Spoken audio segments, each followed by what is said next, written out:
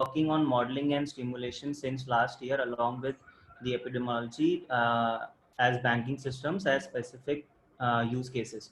So before handing over to them, just an information that even if you have any question, you can put it on the chat, and the speaker will take it while the talk or after the talk. Over to Akshay and Jayanta. Thanks, Ashish. Uh, Let me start. Ashish, can you allow me to share my screen? Yeah, I'll do that. Cool. You can share your screen.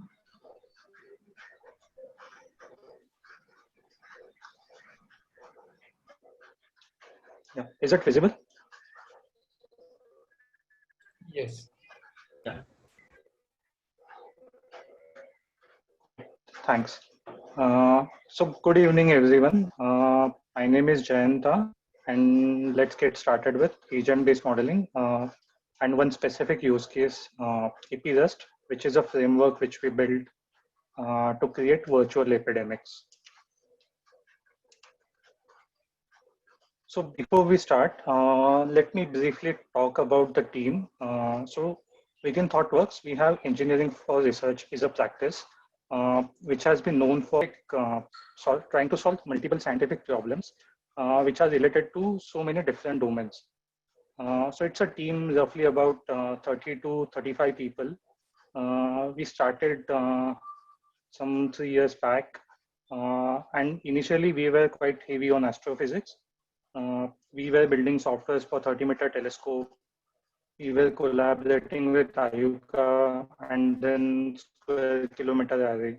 These are some of the world's largest telescopes. And then recently we have started moving into other aspects. So one thing is modeling and simulation, and not just astrophysics, but at the same time, biological sciences as well.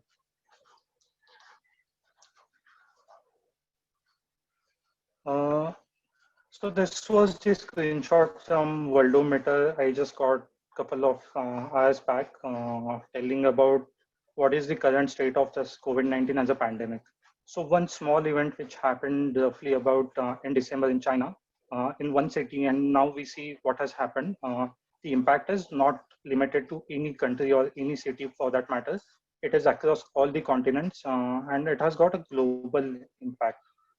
And that is where we are calling it a pandemic. And all of us, and even the government organizations, to organizations like WHO, UNICEF, everyone is trying to fight with these kind of pandemics. So basically, we need to start understanding how disease spreads. And once this disease spread starts, what should be the policy interventions? What decisions a policymaker, a government, or organization like WHO, they should come up with so that the spread of disease can be limited and the impact can be minimalized. So there's a sophisticated branch of which studies the spread of a disease and also known as epidemiology. So all of us would have heard about how in last 2 to 3 months, how typically vaccines are created, then the ways testing is carried out, what is the immunity, how people function, what are different aspects of when we talk about a specific city against another city, the impact of demography. Once the demography changes, how the policy decisions should have been changed. So all these small things which impact the spread of a disease, those have been cornered. We can see the continuum of pandemic. So basically what does that mean is there's a time when it's a preparedness time. The pandemic has not been started, or there is no epidemic as of now, then it's a peace time. So basically within this peace time, as a society, as an organization, as an NGO, or as a government body, there should be a phase of preparedness. If something happens and something goes wrong, how should we start tackling these kind of problems? So that should be the level we should start planning. If in this peacetime, if something goes wrong and then epidemic or a pandemic starts, then it's a phase of a response. And I guess all of us are right now in that response phase. So there have been measures which have been put up. Every now and then we see there someone is coming up with certain policy decisions. In India, we have ICMR, which is constantly connected to Government of India. They are taking help from epidemiologists, and even at a smaller scale, if you have to talk about, say, state specifically, then there would be certain smaller bodies which are trying to govern, understand the state of disease within the state, and then come up with a small scale or small level policy interventions. That is part of a response phase. Once this response, once the pandemic, once the curves get flattened and the spread of a pandemic is decreased, there would be a transition phase, and this can be seen as a recovery period. So whatever the damage that has been done by this pandemic, this is the time we should spend as a society to recover from this pandemic. And then until the next pandemic comes, we should be prepared to tackle these kind of scenarios in better way. And this can be seen as a pandemic continuum. Before we start, let's establish one fact. Epidemic is a complex contagion phenomena. What does that mean? We will be seeing those details in some of the next slides. Before we start talking about epidemics, let's just briefly speak about complex systems. What are complex systems and how should we study these complex systems? So any of the complex system, it would be made up of multiple smaller parts or the components and even subsystems. These subsystems as components put together, they would form a complex system. So one such example is this elephant, right? All of us would have heard the story of an elephant, and then there are a few people who have been looking at a specific aspect of an elephant and not identifying it as a whole. So someone is saying it's a fan. The person who is trying to touch the trunk of an elephant is saying it's a snake. And then someone who is touching the tail of an elephant is calling it a rope. But no one is identifying that, okay, these parts in isolation, they do not make sense. So so there was a quote from Aristotle who was saying the whole is more than the sum of its part. So if we just talk about a tail, it cannot be able to describe elephant at its whole. If someone is talking about a trunk, then again, that's just one part, one subsystem or one component of an elephant. But if we just focus on one part, we would never be able to understand elephant as a whole. So basically there are two factors. One thing is all these complex systems, they are made up of smaller and multiple types of subsystems. And when we say small, even though these in numbers, and that makes it difficult to understand. Moving ahead, networks. So we just spoke about subsystems or subpart components of the system. And at the same time, these small parts of the systems, they are not in isolation. All of them are connected to each other, and there's a relation of sorts. So when we are talking about a complex systems, all these subcomponents, they would be interacting with each other. And as time progresses, these interactions would lead into a different behavior, which we can call a dynamics.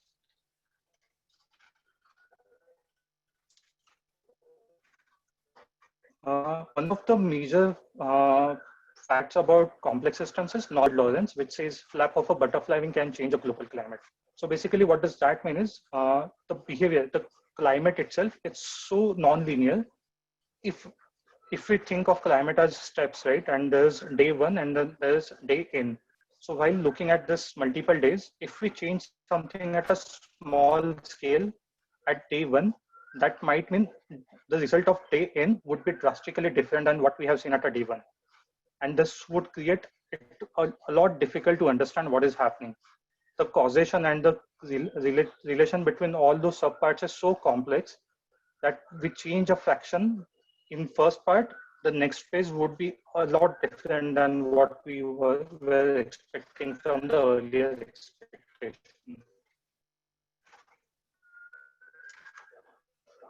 Moving on, then there is one more thing which is known as emergence. So when these elements are connected to each other, we talked about the nonlinear behavior, but there is one more factor which is emergence. So all of these components, they are independent. Even though they are connected, all of these are based on some simple rules and some basic logic. So one example can be, Hello. Hello. Sorry to interrupt. Can you switch off your video? Actually, there is some network issues. Oh, okay, sure. Yeah. Okay. Thank you so much. Is, is it better? Yeah. Yeah.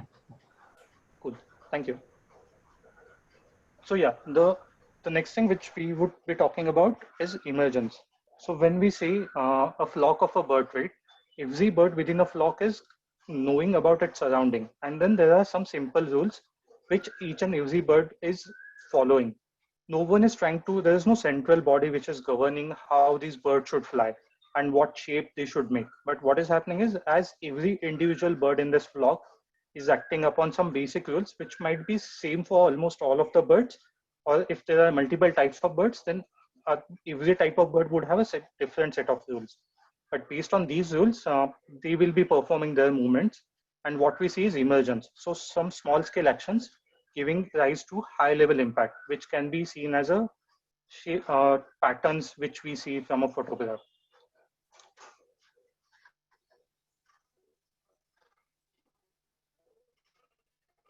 So we saw bits and pieces which creates a complex system. Let's talk about one concrete in Europe. The painting is called as children games. So let's imagine there is a playground. It's a huge playground, and there are multiple types of multiple kids playing on this ground. So few of them are playing cricket, few of them are playing football, and there are few others which are playing some wrestling and some games and whatnot. So, so if we just speak about one game, one team in isolation, each game has its own rules. So so kids playing inside right corner, they are playing cricket. So there are rules for cricket. There are other kids which who are playing football. They would be following rules for football. Everything is okay initially, but the moment let's assume that a football, would we be able to tell what is going to happen now? Because it might be a close to chaos, right? So kids are playing cricket, someone might just stop playing cricket and will start shooting a football. Then there might be few other kids which might run behind the football, and now that might create entire chaos. So we can see complex systems as nothing but these kind of things, which are pretty difficult to predict and which are pretty difficult to understand. So if we see a certain phenomena, certain behavior, we may or may not be able to tell what has caused this change. So if I have to give some examples of complex systems, weather or even the stock market. So we know on stock market, there are hundreds of companies which have been listed, and each company would have its own stock price. Given certain dynamics, let's say there's this COVID-19 going on, that would have impact on stock market. Tomorrow there's a rainy season, monsoon starts pretty well. Given these conditions, there would be certain set of stocks which might go up, but these might just be external factors, and based on these factors, we may or may not be able to predict. Let's say there's a rule of thumb that if monsoon season goes well, the stocks which are related to agriculture domain, they might perform well. But there might be certain things going inside the company which may not have a good reputation. If there is a bad news coming out of the company management, that might mean the stock might go down. So while looking at complex systems, it's pretty chaotic. And the question is, how should we study these complex systems? So one such branch which might help us to understand these complex systems is modeling and simulation. So basically, what are models, and what do we mean when we talk about simulations? So we just spoke, right? The systems, they are close to chaotic. There are so many factors within the systems, and each has its own dynamic. And all of these parts are so tightly connected that the change in one part at one end of the system might cause a disruption across entire complex systems. So what we can do, we can build certain models. These models would help us to identify what are pieces, what are basic things which are there as part of the systems, which are forming a system at a whole.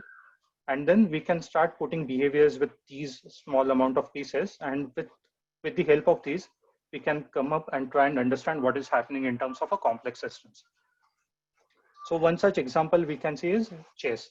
So, so there, so if someone is planning to fight a war, there would be certain strategies. There would be a specific war battlefield which is chosen, or which is each of these teams or each of these conquerors, they would have their own army, and this army would be composed of multiple different types of units. Now, if someone has to understand what is going on, so chess can be seen as a simplistic representation of a battlefield. It does not have terrains, like it does not have hills, it does not have valleys, there are no rivers on the chessboard. But even chess can serve as a basic example which can help the people to think about how to strategize the war movements. At the same time, we can think about Age of Empires as a game, right? Where we can create entire civilization. The civilization is broken into multiple types of citizens. So few of them are foragers, few of them are farmers, then there is an army, then there are certain groups of people who are doing research. And now there might be your opponent civilization. And how this war between these two civilizations will happen. So that can be seen as more of a country restricted. So when we say elephant can only move in straight direction. And then when we talk about pawn can go up to say one place or two place if it's the beginning move. So there are certain rules which create chess more of a discrete model. But when we talk about Age of Empires, these models are pretty much more evolved. In the sense, there would be sense of a speed, the movement, the directions, everything can be controlled. Another such example of a model can be seen as a this military practices or the war games which have been held. So these games, they do not mimic exact war-like situations, but they can come close to war-like environment. And then there would be dummy objects which soldiers would be shooting to practice what would happen if the war breaks. And all of these models would be helpful in terms of when we have to actually create something which is more for complex system, when we have to understand complex systems. So model on its own, they just describe the complex systems, but the moment we start applying behavior along with these complex systems, that is where we call it a simulation. So basically, there are different types of models. We just saw that, okay, there's a chess and then there's Age of Empires. So chess can be seen as a more of a discrete model. If we talk about Age of Empires, it comes close to a continuous model. Then there would be models which are even physical, right? So in our physics classes, we used to create maybe close to real shape replica of the existing systems. Let's say if we want to study how a dam is built, we can create a small scale version of a dam, which is physical. And if we want to understand the phenomena that how much water this scale version and see at which time my dam will break, given we are true to the scale. So similarly, we are building these nothing but virtual models. So next important thing is it something way too different? Is it something we have never done before? That's not true. Let's take the simplistic example. Say we are staying at home and everything moves back to normal, and now we want to go to office. So we know that, okay, from my home, which is say in a specific area of a city, and my office is at another end. So I want to reach office. My stand-up is say at 11 o'clock, right? The moment we start thinking about it, we start building a model. We would start thinking about, okay, what day it is. Based on our experience, we usually know, say Mondays would be a bit crowded. Fridays may not be that crowded, for example. Then we will start thinking about, okay, am I taking a bike or am I taking a cab to office? So I know if it's a bike, then I do not have to wait for my cab to arrive. I can start right away. So that might mean I might take lesser amount of time to reach office. Let's say if it's a cab, then I know I need to book it, then it might take 10 minutes to arrive. And because we are living in Pune, that means my cab might be a bit slower than a bike. So all the while we are building this mental models. So similarly, when this modelers are building models, what they're doing is they will have some bare essential mental model. They will conceptualize it. The phase of conceptualization might mean they either have to put it theoretically on paper, write it as forms of equations, or they might have to create a virtual model out of it. And then these models will actually be put into running state, which is called a simulation. And it's not one-step process. So everything is iterative. So the model can be run onto on a computer, understanding the feedback from this particular run. The modeler might want to make changes to the mental model again. So it is more of an evolving process than one shot process. So given this theory about modeling and simulation and complex systems, let's move on to epidemiological models specifically. So epidemiological models are mostly called as compartmental models. So even we see the graphs of epidemic right now, right? We will see there are curves which says number of infected, there won't be number of susceptibles per se, but each time a government is giving the data out, they would say, okay, these many people have been recovered, these many people are infected, and this is the number of diseased individual. So most of these entire population, before the epidemic, all of these individuals are susceptible to a disease. Once the epidemic breaks out, few of these people will start catching an infection. So these individuals will move to infectious state, and then out of this infectious state, people will eventually either recover or they might die. Seeing what type of model is this. So there are, based on these, there are certain variations. So there are models which are called as SIR, susceptible, infected, recovered. There are SI kind of models. The susceptibles become infected. There is no recovery from the stasis. They might again become susceptible. So those models can be talked as that SI is kind of models. Traditionally, epidemiology has been studied using differential equations. So on the left-hand corner, we can see there are certain differential equations. We do not need to get into details of these, but basically what they are saying is, if I know what is the rate of infection, and if I know what is the rate of recovery, I should be able to predict how this disease would spread given certain population. So one such example, if I have to tie it back to the example of commuting to office, right? I know what is the average speed of my bike. I know what is the distance. Would I be able to tell how much time it might take me to reach the office? It's exactly the same. But when we talk about differential equations, there might be certain issues with it. We just talked, right? The epidemiology as a phenomena is pretty complex. There are thousands of factors which might affect change of the spread of the disease that might change. So we saw there have been policy interventions. Like there was a lockdown, then people were talking about how long this lockdown should be kept in place, when this lockdown should be lifted. What if we start asking people to go to work as the alternative? How would disease pattern change? Now, these individual factors of a spread of a disease, they are pretty difficult to be modeled as part of differential equations. And that is when we may not be able to simulate what if conditions.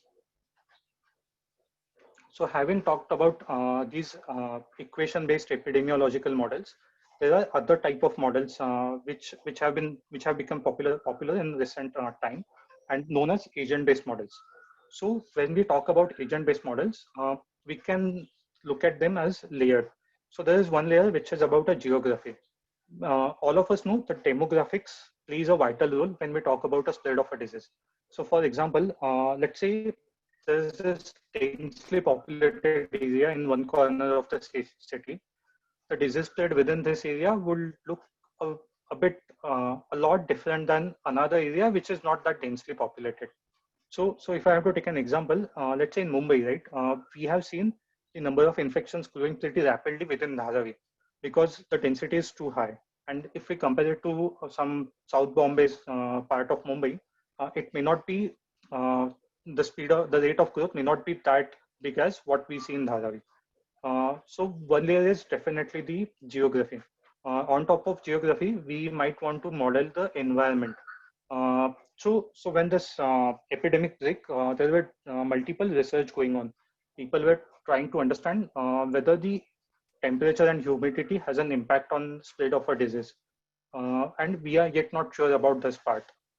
Few of the people are saying if we look at the lat long and the spread of a disease on global map, we can see it has been restricted to certain types of climates. But now as the disease is spreading, no one is sure about it.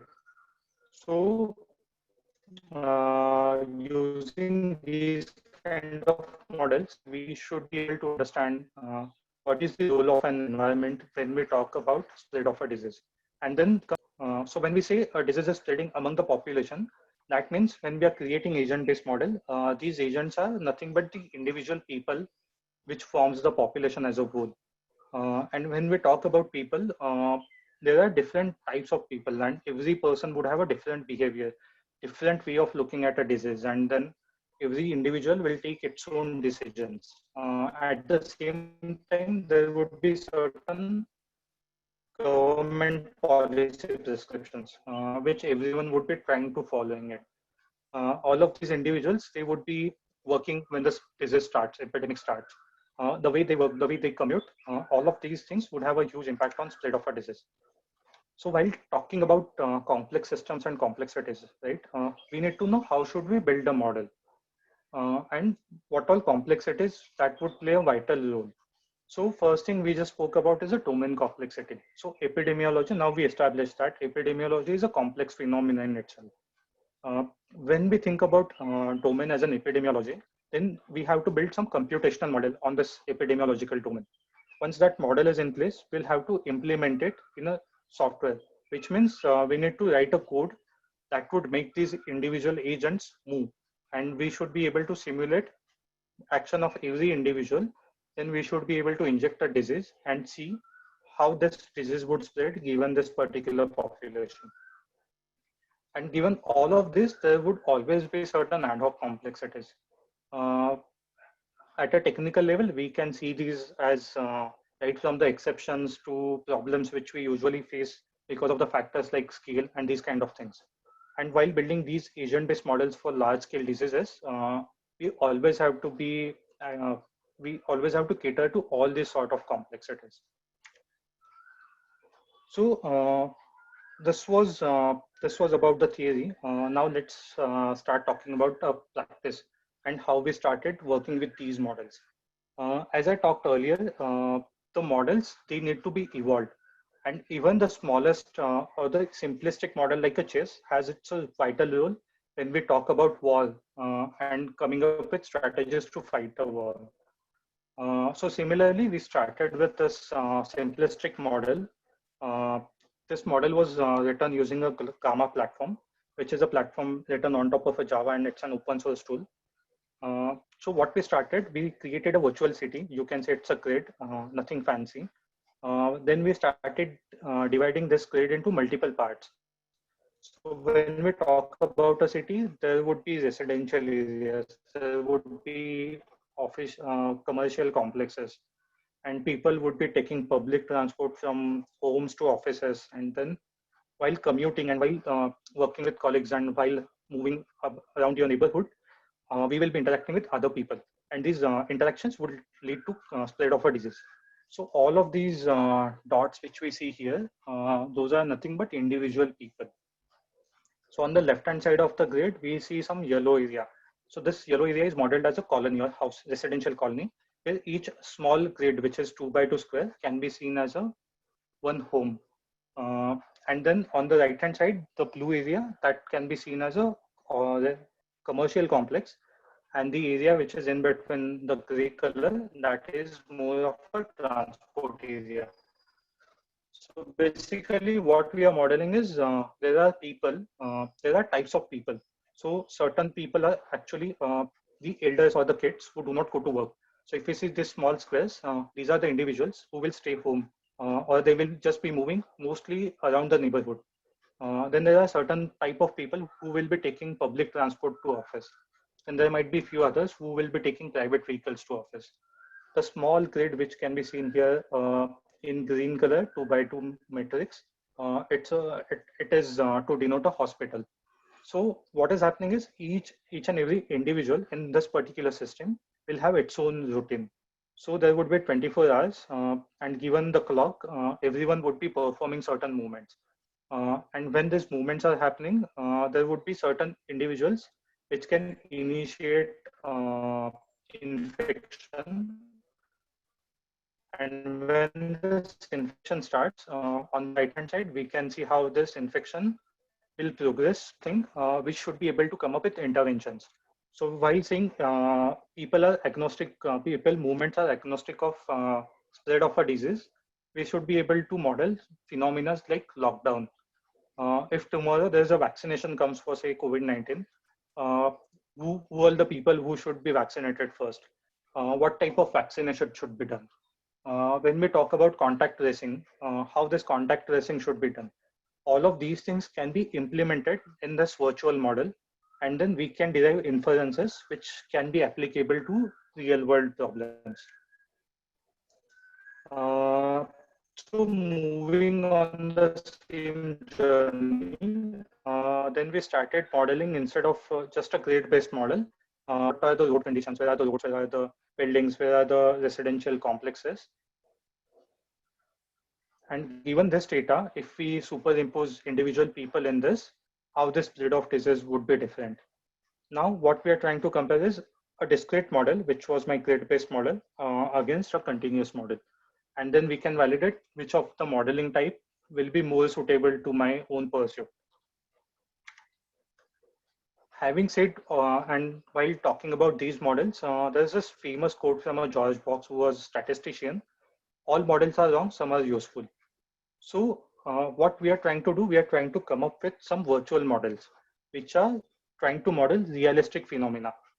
So the biggest question is to what level of detail we should evolve these models, right? If I am saying uh, my each of my people individual will move considering one tick as 1 hour, someone else might say, okay, that within 1 hour I might be doing 8 different activities. Now, do we need to model those? How will it matter if I change my one tick to instead of an hour to 1 day for disease? So basically, no matter how realistic we try to model, the model can never match the reality. Given that, and that means if my model is a lot richer, that means it might I might not able to scale. I might not even be able to run it. And then all of these models, they have intrinsic probability associated. So given this probability, and this is nonlinear system. So the first phase, the start, if we change something in the start, it might have a huge impact. Where do we end? So given these probabilities, we might need to run this model multiple times, say over 100 times, 1,000 times, based on the complexity. And then only while aggregating and taking means of these multiple runs, we can come up with certain understanding and inferences, which might be able to be applied on a real use case.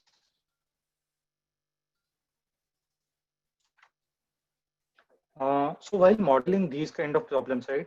So earlier we started with epidemiological models, and just to tell you the timeline, we started somewhere around last June. As in, none of us knew that COVID-19 would be there. There would be something called as coronavirus. But we were always fascinated understanding these epidemiological models and the way disease spreads. So initially we started with smallpox as one use case. While understanding smallpox, and when we were building these small scale models, using this Gamma platform, we could only model to 10,000 agents. So the city which we built virtually, that just had 10,000 individuals. But while looking at it, we always knew, as there are probabilities and the system is non-linear, we should try and aim for much higher scale, so that we should be more closer to reality. So while doing that, we could not scale up with Gamma platform specifically. So with the help of Gamma, we used to run a model with 10,000 people, and that used to take somewhat close to 1 hour, and that too on a 100 core machine. And the goal which we had, we were planning to simulate 5 million people, let's say, which should be comparable to city of Pune. So Pune's population is close to somewhat 4 million people. So having certain challenges with Gamma platform, we decided to take a different approach, and why not to write our own platform. our own application, which we can able to scale to much higher level. So, while building these sort of models, one thing we always need to think about is scale. At the same time, population run of model may not be sufficient because it's non-linear. We can never be able to predict what is happening. That means given certain set of conditions, I want to run my model at least 10 times or at least 5 times, 100 times based on the complexity. Now, when we are talking about one particular use case, there would be such hundreds of use cases. So if we are talking about COVID-19, let's say I want to run my model without any interventions. We did see certain studies which were claiming that if there wasn't any lockdown in India, the number of infected people would have been this much. So most of these studies were carried out using equation-based models, or a few of them using similar agent-based models. So then someone would ask, okay, if I start a lockdown in specific cities only, so what would be the impact? So even for this use case, we might have to run the same model multiple times. So someone else might say, okay, when should I start a lockdown? So the moment, let's say one policymaker might ask, if I start a lockdown when there are 100 infected people in the city, what would be the impact? Again, someone will say, okay, I'm okay to wait till 1,000 people are infected. What would be the impact? How the spread of disease would change? So basically, one run is not sufficient. There are multiple conditions which have to be simulated. And when talking about each condition, it has to be simulated multiple times to make the result more. And the next thing is flexibility. When these models are built, we might want to tweak and we might want ability to use it for different types of population and different types of diseases. So what does that mean is if I create a model for COVID-19 today, at the same time, my geography, if the model is for Pune, Pune's geography, Pune's population, that is almost going to look like the same if there's another disease. Let's say for swine flu. Pune, in last few of the years, Pune was fighting against swine flu as well. So if I want to change my model from COVID-19 to swine flu, I should be able to plug disease based on the requirement. And then I need not to look at other aspects and it should still work. So having these kind of problems, which we were facing earlier to model using Gamma platform, we started thinking about why not to create our own application. And while thinking about this own application, we started evaluating multiple languages to implement. So we considered C++, we thought about Java, Scala, and multiple things. And one thing which we settled is Rust. Given the steep learning curve for the Rust, the pros of such a language, they overweighted all the cons or the steepness of the learning curve. So Rust has a performance which can be benchmarked against C most of the cases. Some of the times it is even better than C++. It does not have a garbage collector the way JVM-based languages have. The abstractions, they are zero cost. And one of the factor which makes Rust reliable is ownership and borrow. If the variable is being passed to a function, that means that function will never be able to mutate it. Second thing is it's the ownership or it's the responsibility of the programmer to say if a variable has to be passed, what is the way one should pass it. So at any given point in time, there will exist only one reference to allocated memory or created object. So that would make sure there won't be race around conditions, there won't be deadlock. And if this code has to be parallelized, it should become pretty easy. And while talking about, hello. Sorry, I will move ahead. While talking about productivity, the documentation, the simplicity of documentation Rust offers, it's something at the next level. The community is growing at a pretty rapid pace, and there have been new set of libraries added each and every day, which really helped us to model and come up with AP Rust. Yeah, so now Akshay will take it ahead from here, and Akshay will be talking specific implementation details about the AP Rust. Over to you, Akshay. Right. Thanks, Yanta.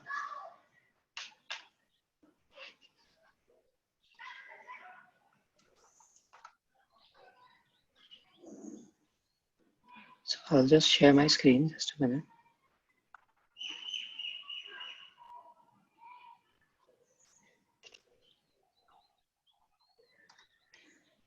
All right. I hope you can see my screen.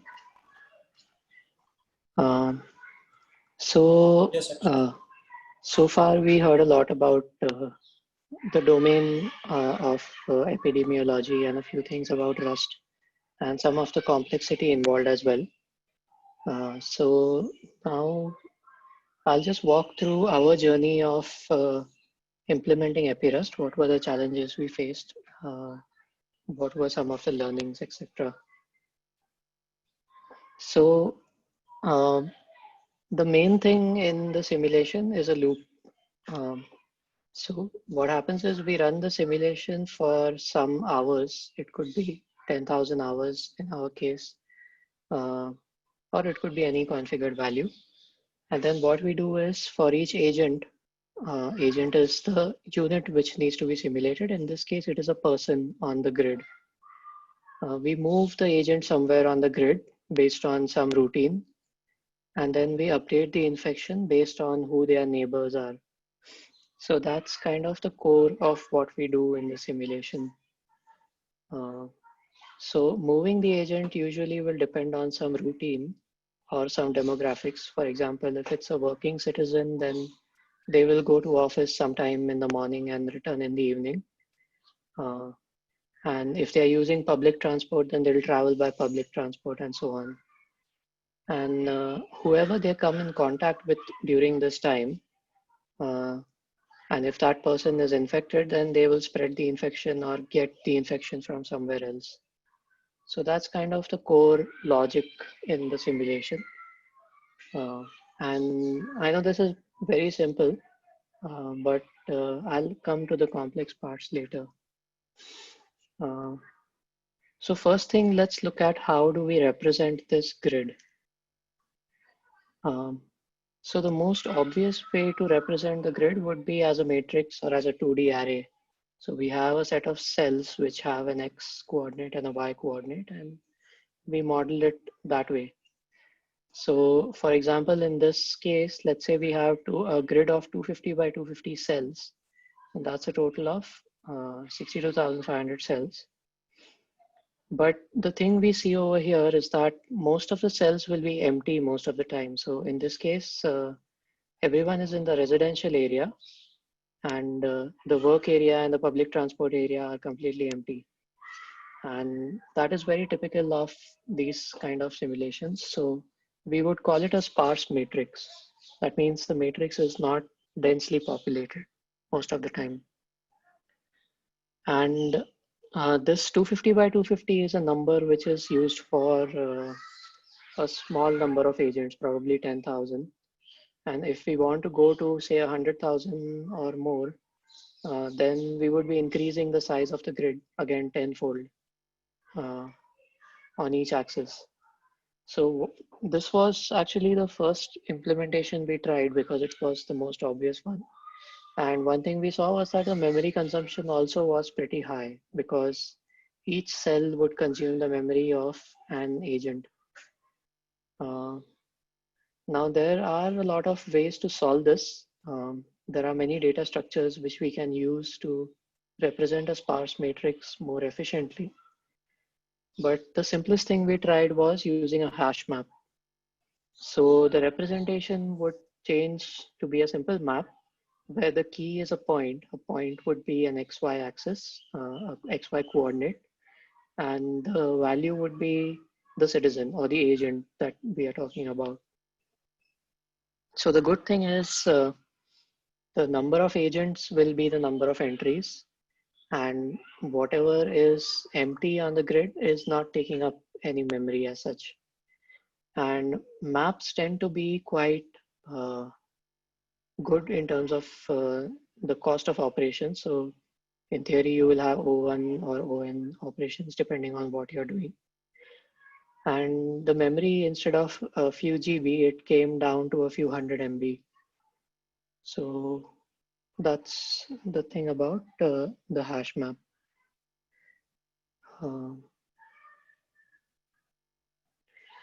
Now, the next thing we tried was whether we could make it a little faster. Now, in Rust, the default hash map is actually a crypto-safe hash map. So it has good performance, but since it is crypto-safe, it adds some latency and it's slower than other implementations which are not crypto-safe. So one of the hash maps we tried was something called hash brown. This hash table is based on a Google implementation of Swiss table. So that could be a whole talk by itself, but it's kind of an efficient hash map to use. And the default hasher it uses is a hash, which is a different hashing function altogether. We got a significant boost by using this hash algorithm and this hash map. Next thing we tried was, can we actually use something else? Like there are many other hash functions available. So can we try and use something else where the performance may actually be even better? So we did a comparison of many other hash maps, and we even tried to roll our own hash function, because ultimately what we want is an XY coordinate. So we thought that we can just hash the XY points and we can make our own function that way. But ultimately it was FNV hash which won this algorithm. And looking at most of them, I think there's a lot of work which goes into designing a hash function and making it properly uniform, collision free, and making use of the lower level operations also, like cache coherence, and making it using some bitwise operations which can be executed by the CPU much faster. So currently we are using this, and just as an example, the previous Gamma implementation which Jayanta demoed, Jayanta showed on the screenshot, for 10,000 agents it used to take around an hour or so, and with this hash map implementation in Rust, we could generally run that same simulation in about less than a minute. Of course, it's not an apples to apples comparison, because one is actually a framework which gives you a lot more flexibility and other things, whereas this is a more limited kind of implementation. But still, the performance gains were very significant.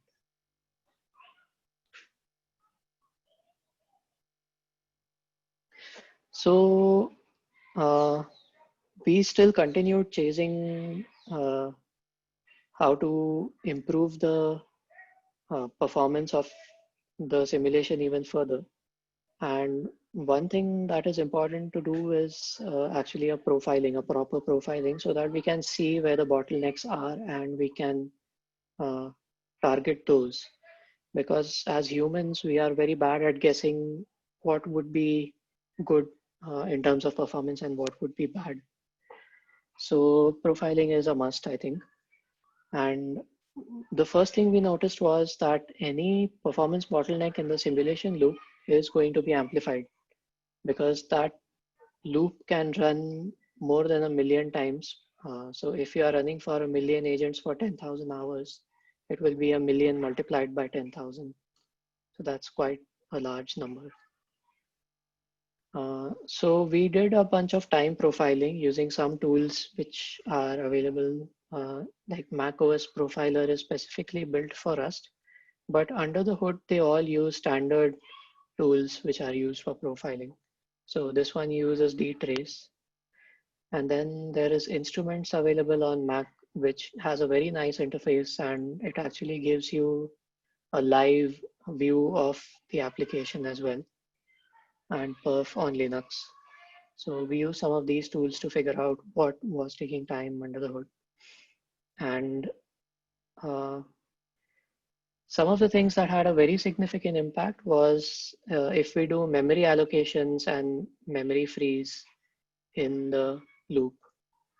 And like I come from a Java background, so I usually don't have a habit of thinking too much about memory, but Rust forced me to think about memory quite a lot. And any kind of heap allocation in the loop, if we do it, then yeah, the slowdown is very, very significant. So we eliminated as many of them as we could. And the current bottlenecks we see in the application are the hash map itself. That means the data structure itself is acting as a bottleneck. And there are some random number generation functions which we are using for stochasticity. Stochasticity is just basically a fancy word for randomness. So that's again an important part of the simulation. For example, if an infected agent is coming in contact with another healthy agent, then what is the chance that he may infect the other agent? So if the chance is say 30%, then you need to kind of flip a coin that says true 30% of the time and false 70% of the time. So that's where all the random number functions come in. This is a screenshot of macOS instruments tool, just to have a look at what it looks like. And I know it's a bit small to look at, but the functions that are taking the most time over here are the hash map contains key function and a few random functions.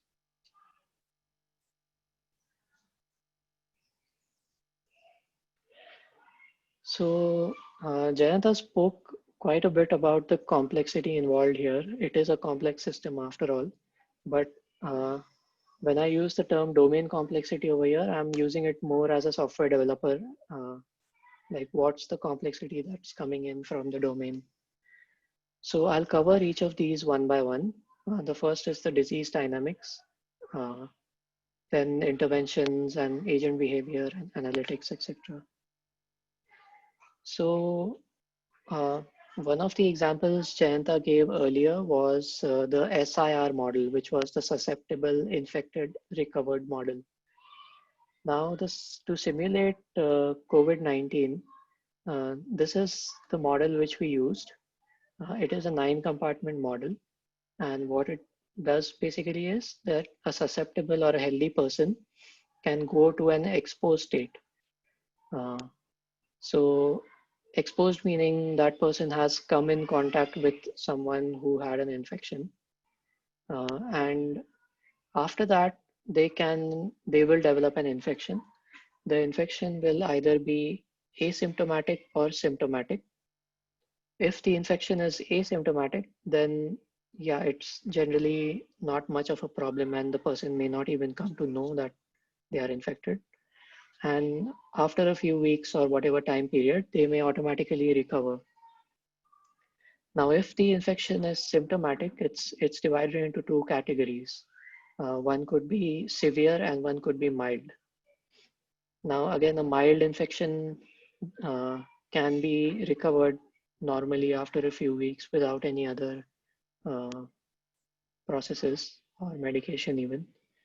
Whereas a severe infection generally will need to be hospitalized. And if an agent is hospitalized, it can either recover or it may die.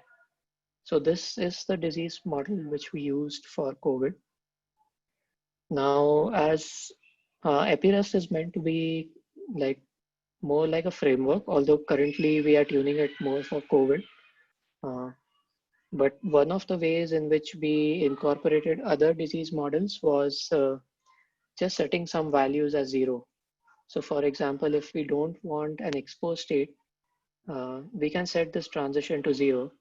So from a susceptible state, it may directly go to an infected severe case. Or if we again want to block off this path, we can set the transition to 0 again. So currently that's how we have done it. But in the future, ideally, we would want users to be able to define their own disease models also. So that again is something we'll have to think of. And yeah, that's about it in this section. Next, coming to interventions. So this is where policymakers actually come in. So one of the uses of a simulation software would be like what kind of policy decisions should the government make? So typically a government policymaker may approach a university or some other organization specifically meant for that and say, okay, what's the best course of action we can take? And these are all the questions that can come under interventions. So what if we lock down the city, right? We don't allow people to move out of their homes. It's basically a curfew. And then again, there are different variations of these lockdowns as well. So we can say, when do we apply these lockdowns and when do we lift these lockdowns? And you can't indefinitely apply a lockdown, right? So there are going to be some essential workers who will have to move around also. So if we want to incorporate all of this in the simulation, and again, we are adding all this complexity one by one. And the interesting thing during our journey was that many of these policies kept changing while we were developing the software. So we had to keep coming back and making new configuration and making all these changes again and again. Again, there are more things under lockdown that you can have specific zones which are locked, which is currently happening everywhere. So you have these red zones and green zones and so on. And if you want to lift the lockdown in phases, like only 30% of the population will work or something like that, then again, all these code changes come in. So the initial simulation loop that we saw, it's really not that simple. All of this also comes in. Then what if we want to vaccinate the population? How should we go about doing this vaccination? And again, what are the areas we want to target? Who are the demographics? What is the demographic of the people that we want to target first? All those kind of questions can be asked. And what if we increase the number of hospital beds as time goes on? So some of these are handled in Epirus, some of these are not. As the situation changes, we have to evolve the model and keep making these changes again. All right. So another complexity that we can add into the system is agent behavior. Now, moving agents on the grid simply as automatons may not be a very realistic application, although it can still give us very good insights. But sooner or later, we may have to add more complexity there. So for example, the simplest example could be when an agent is infected, they may stop going to work after a while. So the infection spread at work will stop at that point, but the infection spread at home will continue.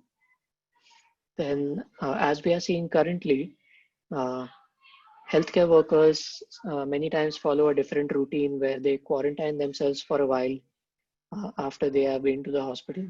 And sometimes they are staying away from their families in different parts of the city, etc. There's also panic behavior.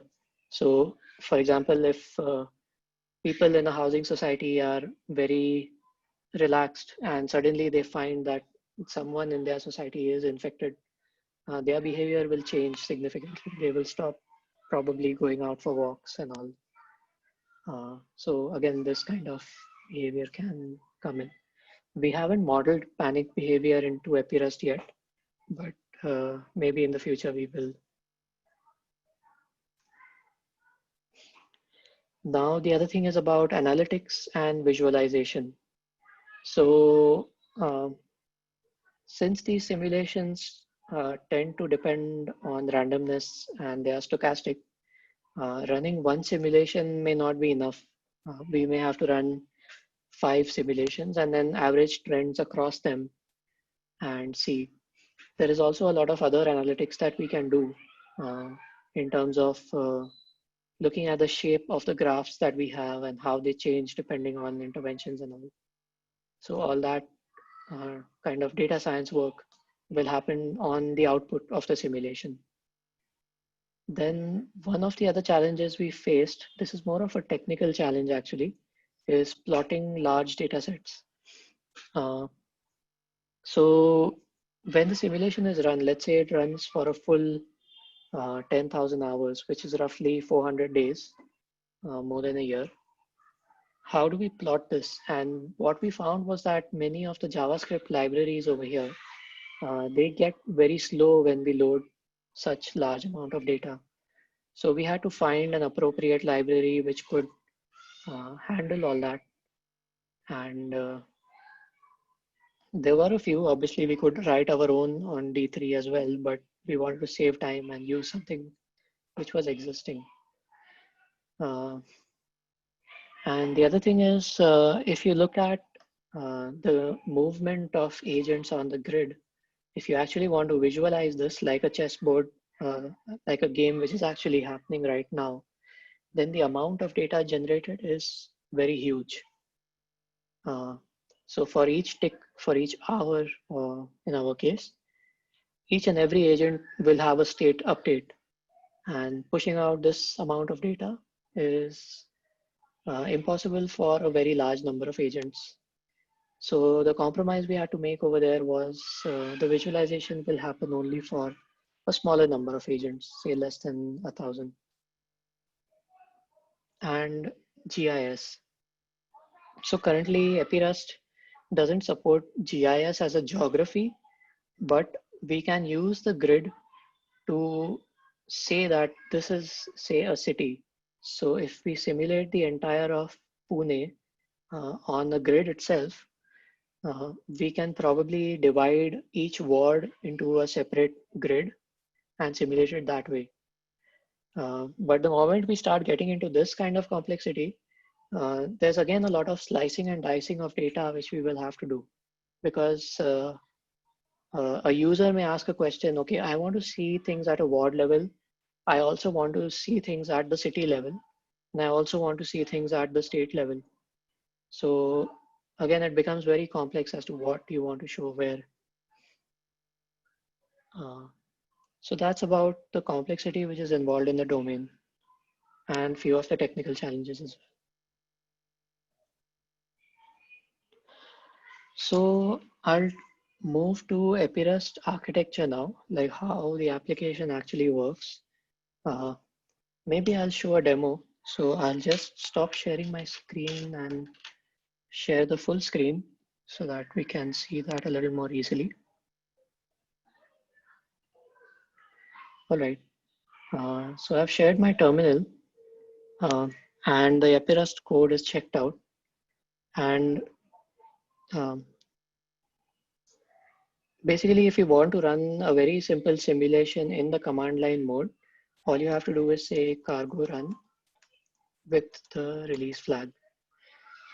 Cargo is the build tool which Rust uses, and the release flag is basically optimizing the application in release mode, because if we run it in debug mode, then it's pretty slow. And once this starts running, there's an output which is generated. I'll just briefly explain that while it is running. So some of it is such as information for developers, and yeah, actually this whole output is for developers only. So it says that what is the throughput and what is the current simulation hour. It's printing every 100 hours, which is okay. And what is the number of susceptible, SEIHRD. So this stands for susceptible, exposed, infected, hospitalized, recovered, and dead. So that's how we are printing the data out. and that completed the simulation, and it took 25 seconds. Now if I look at the output it generated, it basically generated these CSV files over here. And what it says is the default config, right? So I can actually run with different configs as well. So if I want to use a different config, I can say -c and I specify a file. So I think I have a pune.json, so that would run for Pune. And I can show you this file also briefly, but let's look at the output first.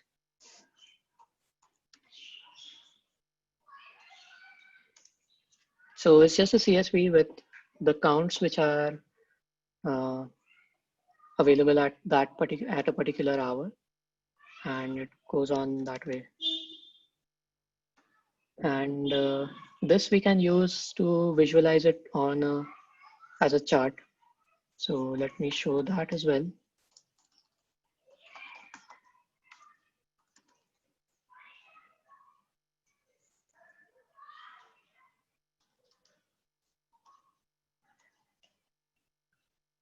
Yeah, so currently this is what it looks like, the data which we got from the simulation. We have the number of susceptible people who, and this part is going down because people are getting infected. The infected line is a bit flat over here. So this green line is the one which shows infected. And yeah, basically the number of recovered people and the people who have died, that line also you can see. And you can also later on put an intervention over here. Like let's say that if the number of infections are rising over here and we put a lockdown, what would be the effect? Would it flatten the curve, bring down the infections, etc.? All those experiments are possible. And there's also another file which has interventions, which just has a timestamp of when a particular intervention was applied. For example, lockdown was applied on day 30 or something like that. So yeah, that's basically how it runs. And that's the most simple way of running the application. You just need to check out the code and have Rust on your machine with Python. All right. So there's another way to run the simulation as well, which is a UI which we've also made. So this UI is connected. So what we call this is the engine, what's actually running this thing.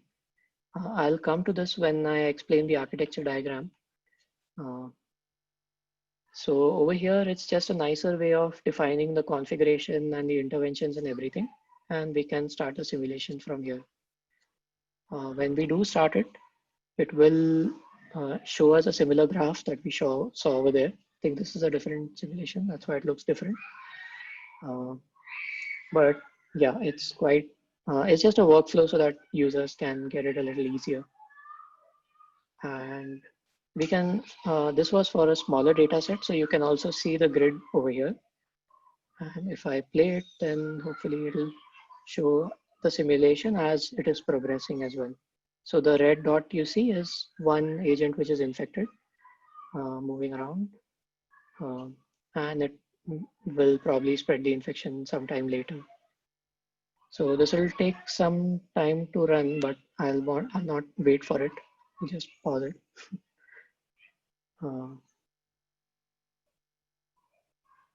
Yeah, so that was just to give you a little bit of a visual representation of how we are running the apps. Just share my presentation again one second.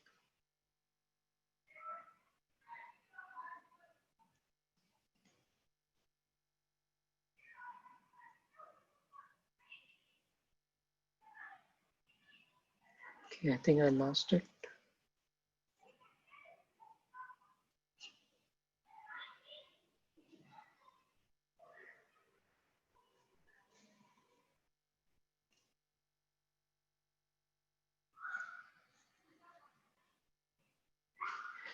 All right. So what I showed you in that small demo was a command line mode, which was the first thing I ran from the command line. And I showed the web UI. There's also a multi-engine mode where you can spin up multiple engines and run them, each representing a region. Now, what that region is up to you. So it can be run that way as well. But this is similar to command line mode. There is no UI for this again. It will just generate data files which can be used. So going into the architecture a little more in detail, no need to read this, I'll explain it. So what we wanted was that the UI should be decoupled from the engine, because we might want to plug in different UIs and it might evolve based on different factors. So the communication mechanism we used was via Kafka, because Kafka can support high throughput messaging. So what happens is we have a server component and a React SPA. So this part is built in Node.js and the engine is in Rust, obviously. So the SPA will communicate with the server using a REST API. It can send a simulation request with some configuration that will go to Kafka, that will go via Kafka to the engine. The engine at this point will be running as a daemon. So it will always be running in the background. And it will process that simulation. It knows that it's running in daemon mode. So it will push out events to Kafka. And there'll be a consumer which will dump this to a DB, MongoDB, just so that that information is not lost in the future. And later the server can read this, and it is even capable of streaming the response back to the SPA while the simulation is running. So if the simulation takes 10 minutes, then you can actually see the graph showing up live while it is happening. And it uses WebSockets for that. So that's the UI architecture. Now in multi-engine, let me give you an example for multi-engine actually. So what we can do is, let's say that one engine represents Mumbai and one engine represents Pune. So in this case, we would be running with two engines and they would be running together, each representing this, because, well, the population of Mumbai plus Pune would be too large to handle by just by one engine. So we are kind of sharding the population and spreading it across the engines. What you could also do, like since Mumbai is very large, you can split Mumbai further into smaller regions, like probably wards, or maybe you can say South Mumbai and suburban Mumbai and Navi Mumbai, all those kind of divisions you can make, up to you. And that can be used to represent as each engine. Now, this mode again doesn't have a UI. So we have an orchestrator over here. That's a different thing that we have. So if we simply ran the engines without them talking to each other, then it may so happen that one engine is running faster because it has a lower population, and one engine is running slower because it's having a higher population. So we need to keep them in sync somehow. And that's one of the jobs of the orchestrator. So instead of that loop that we saw earlier, the nested loop, in this scenario, the orchestrator will be sending ticks or hours across to the engines via Kafka. The engines will consume them, process for that tick, and wait for the next tick. We don't actually do it for each tick. We do it every 24 hours. So every 24 ticks, we synchronize across the engines.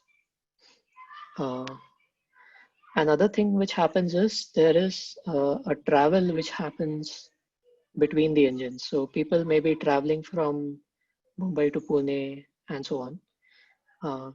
So this travel can be defined in configuration, and The orchestrator will manage this travel, saying that, okay, now it's time for this engine to select its travelers, and it will send it across again using Kafka.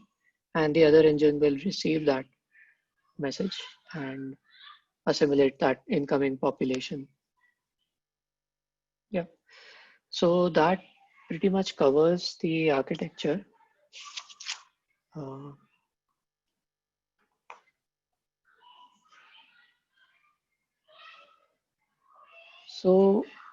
Throughout our journey, we were like everyone on the team was new to Rust. So it was a learning for all of us.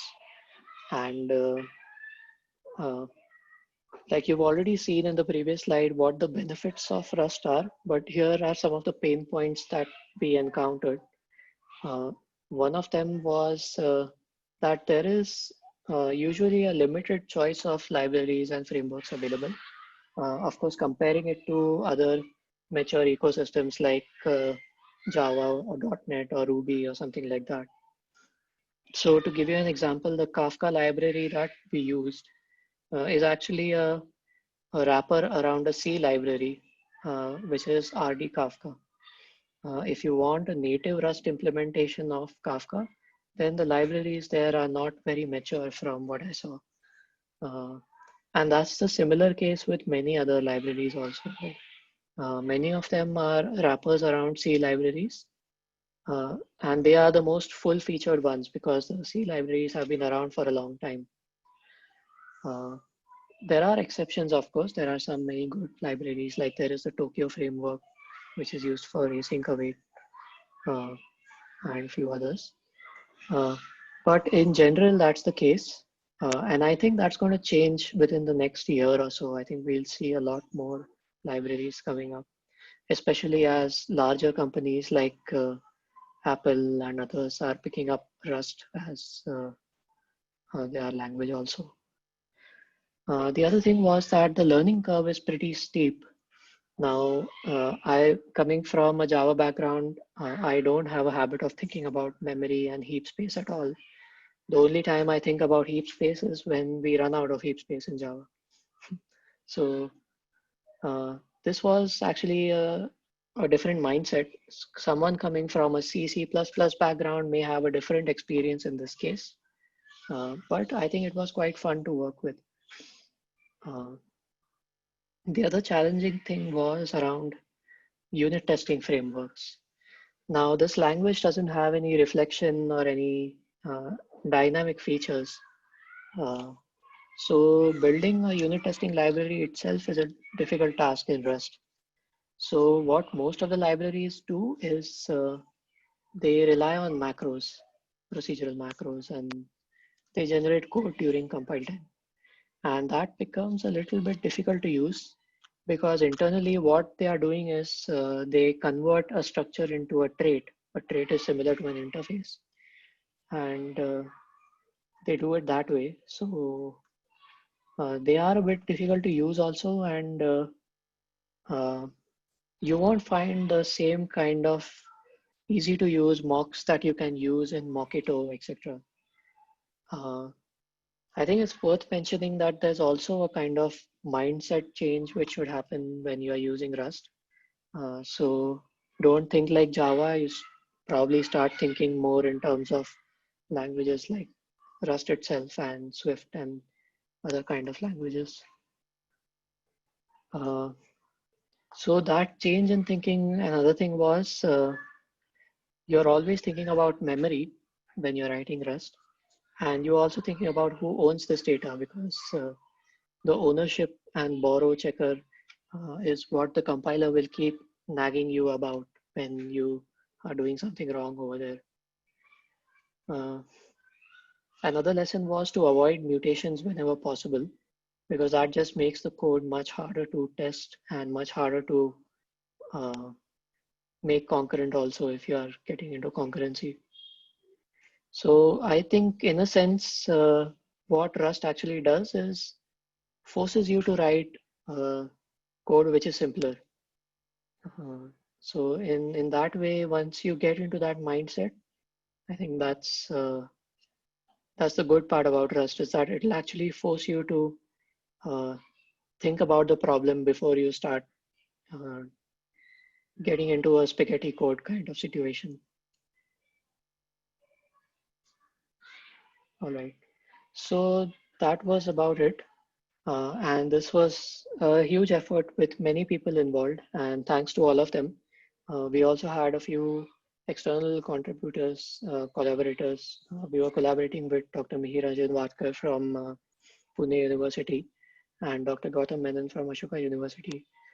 And they have been a huge help because ultimately we are just programmers, and Dr. Menon is kind of the domain expert who would help us and guide us.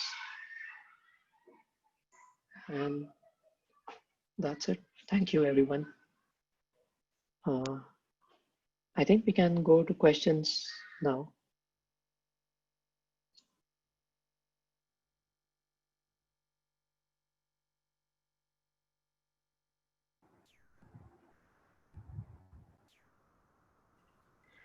I'm just checking the sheet.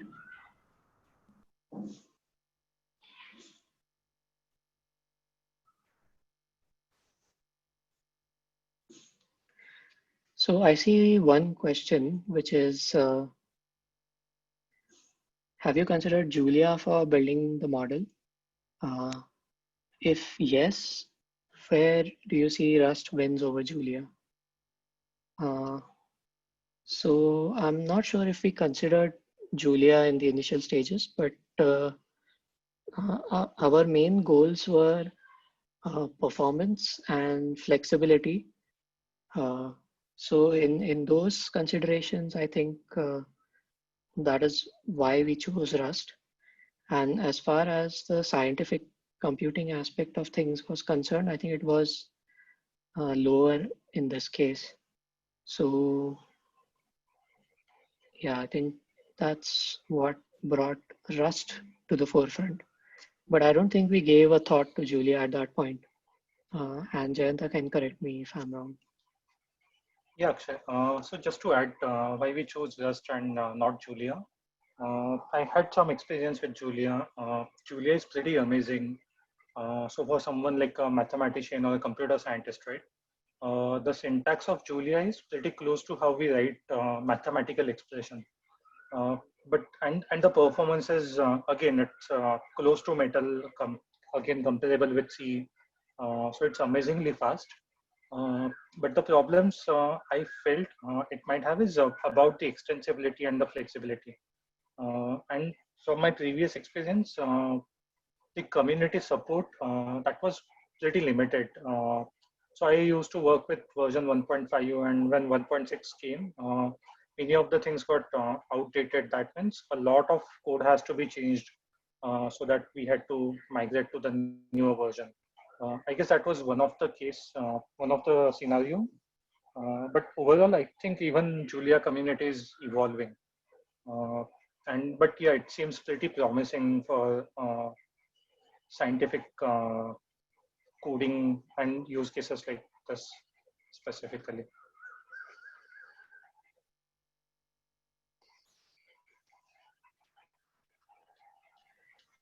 So one of the other questions was, you said the model is now tailored for COVID. Can you tell us how this was tailored for COVID? So one thing was the disease dynamics. So the disease model we put in is now specifically the COVID disease model. And if we do want to change it to another model, then it's actually a kind of a hack to change it to say something like smallpox, which has fewer compartments, just SIR if you want to look at it that way.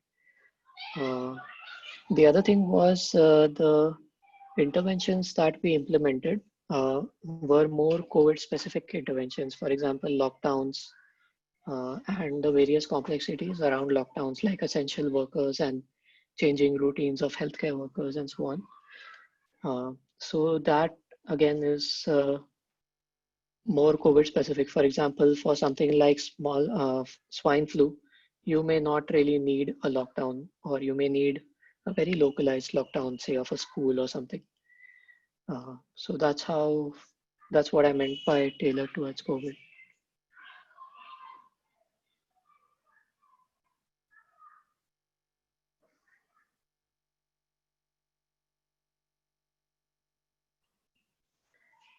So another question is, cool project. If it is a discrete simulation, did you guys consider using the SymPy framework in Python with Rust bindings if something needs to be optimized? I don't think we did, and I'm actually not aware of SymPy that much. But I think the goal was to build in Rust from the ground up. And one of the things also I think was to just get an idea and evaluate Rust itself as a language, uh, because that's not a chance you get in a conventional project. So we thought it's a good chance to see, evaluate, and work on 100% Rust. You want to add anything, Jayanta? No, just to say, yeah, and it is actually discrete event-based simulation. Yeah.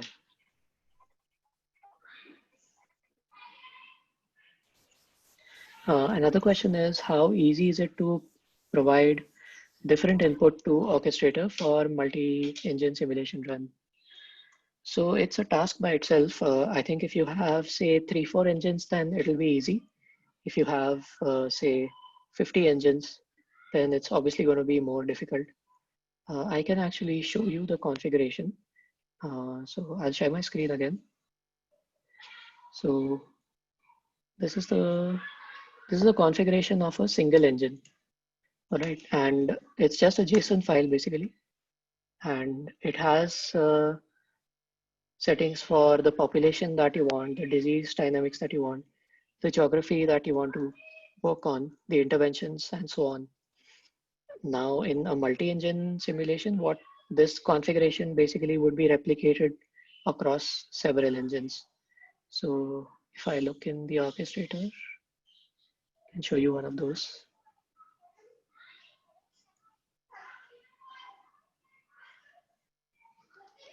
Yeah. So this is a configuration for Mumbai ward-wise. So each ward is represented as an engine. And as you can see, it has 1600 lines, but most of these are similar. So each ward is represented as an alphabet, which is how Mumbai represents it. Like, for example, P North, P South, all those. And within them, the configuration is same as the single engine config that we saw over there. So there is some duplication here, but we have a script to generate this also. So it makes it a little easier. And then you need to go down and tweak the population in each region. So yeah, it's a bit of manual work, but it can be done. Adding to the same, right? The problem is, one thing is, how do we generate the JSON, and at the same time, how do we get the data? Because most of this data may or may not be always available. So if we want to simulate for Mumbai, given that we want to start from infections which are known on 1st June.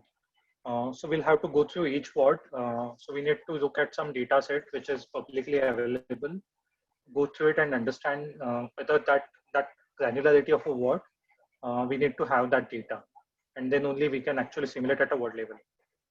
If that data is not available, I guess then that becomes a bit of a problem.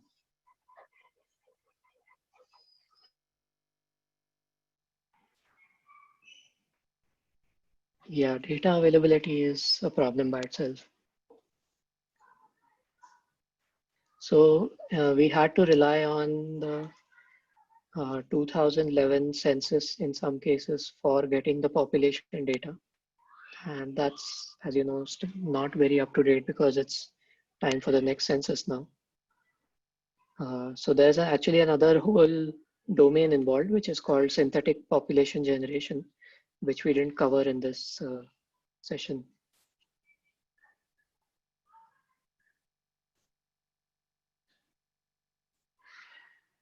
All right, I don't see any other questions. If people want to discuss more questions or inputs, they can go on unmute and we can have 10 minutes of chat as well.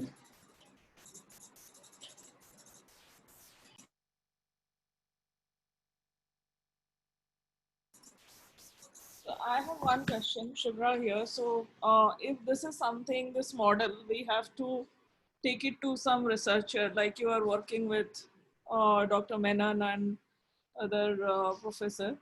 So, if we have to take it to some other universities, what would be our next step? I mean, because that's how we will get a lot of other insights. How do we go about it?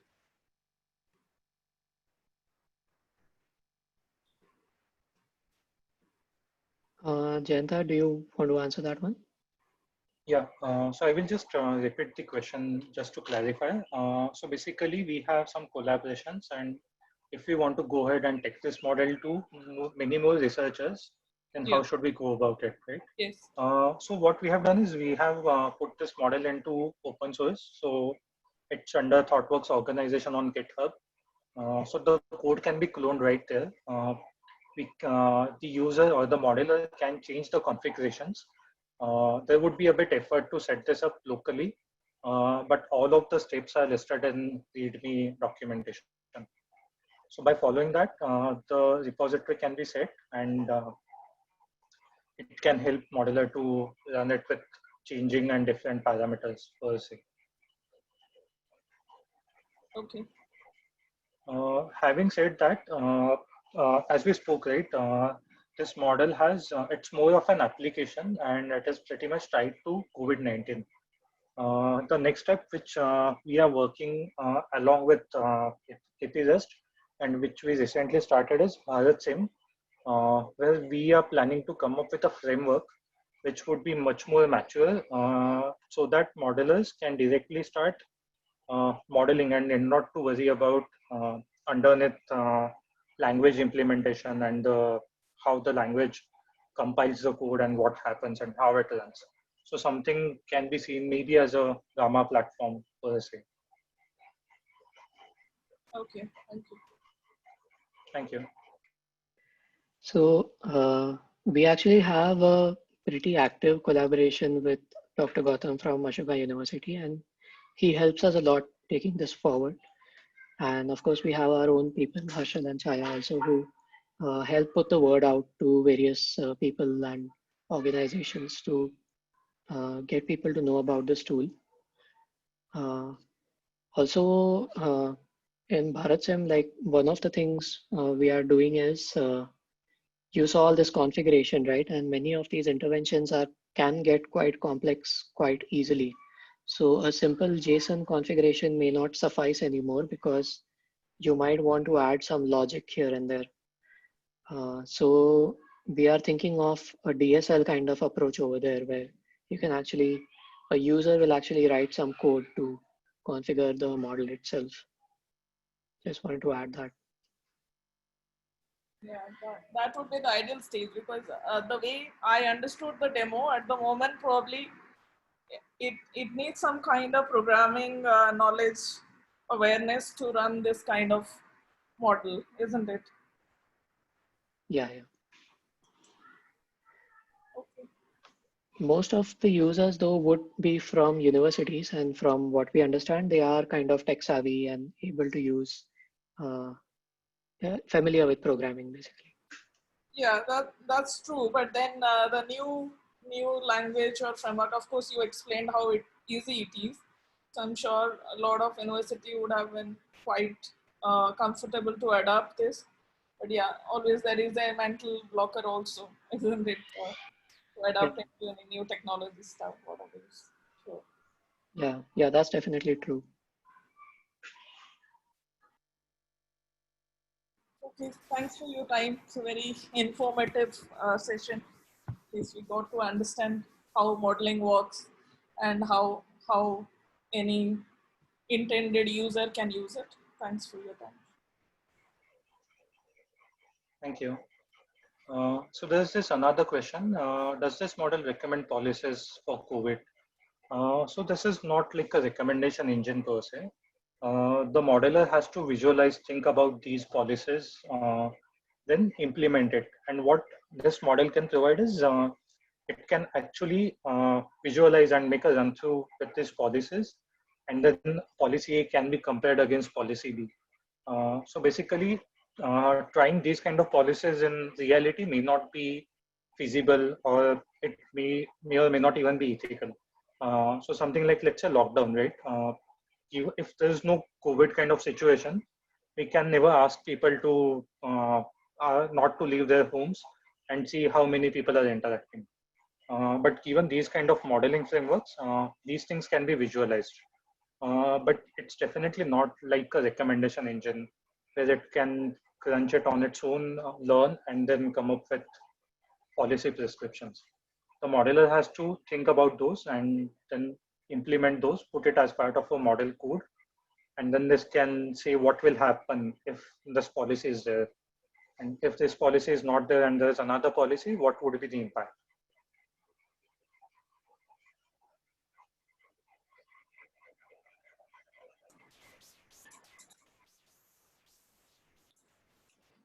All right.